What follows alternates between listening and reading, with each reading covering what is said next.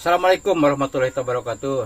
Guys, sim kuring gue aya pepeling jeung anu kudu dipikirkeun ku masalah urang ayeuna mah berarti kudu sing bener hirup tingali kenegaraan pejabat jeung reareana kabaluk koruptor baina leutik miliaran triliunan bahkan tah urang mah ulah sabeka kitu jeung nage hasilna model ladang koruptor atau ladang nyolong ladang ngodong teu mantake di barokah komo lamun dibikeun ka anak pemajikan mah tah dikait nanti koroge bobojeul tong sakali-kali deui kitu nyeun kalakuan Dot, kedana euy.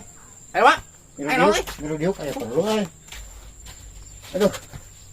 Ayeuna teh malam Minggu euy. Itu ke pasar malam euy PM. Ngomong sih Pak Biasa nyopet. nyopet itu adalah faktor keberuntungan.